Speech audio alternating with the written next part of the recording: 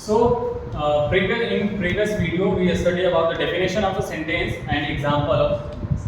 But in this video we will discuss about the parts of sentence. There are two parts of sentence. The first one is subject and the second one is predicate. So what is subject? Subject वो होता है जो sentence में जिसके बारे में बात की जाती है वही जो है वो सब्जेक्ट होता है। ठीक है, जैसे कि आई एम टीचिंग यू। ठीक है, मैं आपको पढ़ा रहा हूँ, तो इसमें पढ़ा कौन रहा है?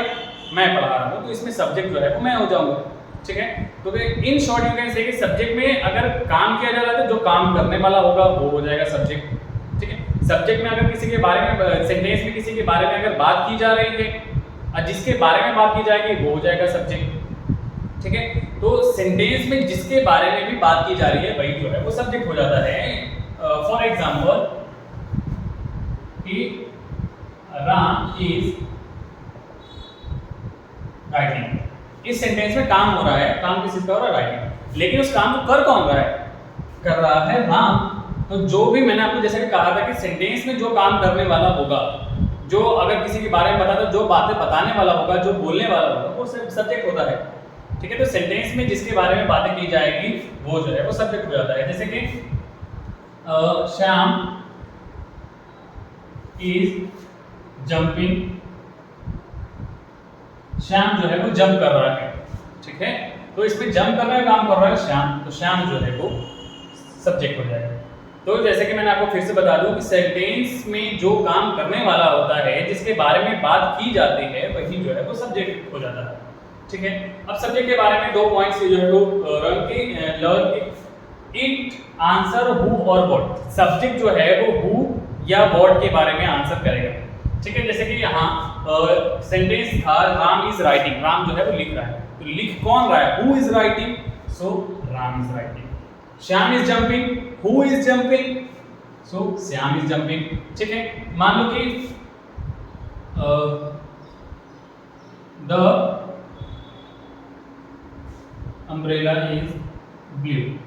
ठीक है, the umbrella is blue, it is a sentence and what is blue, so umbrella is blue. So कहने का मतलब ये है कि ये सेंटेंस में जो सब्जेक्ट होता है वो आंसर करता है हु और what. So this is called sentence, this is called subject, and we have studied about the subject. Now we will see there is a point, it may contain one or more than word. ऐसा नहीं कि subject जो है वो एक ही word हो जाए, subject एक वर्ड भी हो सकता है और सब्जेक्ट एक से ज्यादा वर्ड भी हो सकते हैं। जस्ट फॉर एग्जांपल कि यहाँ था राम इज राइटिंग, इसमें एक सब्जेक्ट है लेकिन Ram and Shyam are playing. खेलने का काम कौन कर रहा है इसमें? राम और श्याम दोनों, इसमें दोनों सब्जेक्ट है। तो कहने का मतलब ये है कि सब्जेक्ट जो है वो एक ही वर्ड में नहीं हो सकते, वो एक वर्ड भी हो सकते हैं और एक से ज्यादा भी हो सकते हैं। ये तो था सब्जेक्ट के बारे में। अब बारी है प्रीडिकेट के बारे में कि प्रीडिकेट क्या होता है। जो सब्जेक्ट होता है ना, सब्जेक्ट को छोड़ के जितने भी बाकी के जो सेंटेंस है, जितने भी बाकी के जो वर्ड्स होते हैं वो प्रीडिकेट होते हैं। जो मतलब जो जैसे कि हमने पढ़ा था सब्जेक्ट में, सब्जेक्ट के बारे में हमने ये पढ़ा कि जो सेंटेंस में जो काम करने वाला होता है वो होता है सब्जेक्ट। अब प्रेडिकेट में हम पढ़ेंगे कि जो सब्जेक्ट को जो काम कर रहा है, सब्जेक्ट जो काम कर रहा है, जैसे कि राम सब्जेक्ट है, राम कौन सा काम कर रहा है? तो वो दौड़ने का काम कर रहा है, तो जो दौड़ने का काम हो जाएगा वो हो जाएगा प्रेडिकेट। तो प्रेडिकेट में जो सब्जेक्ट जो काम कर रहा है, सब्जेक्ट जिसके बारे में बता रहा है वही जो है वो प्रेडिकेट हो जाता है।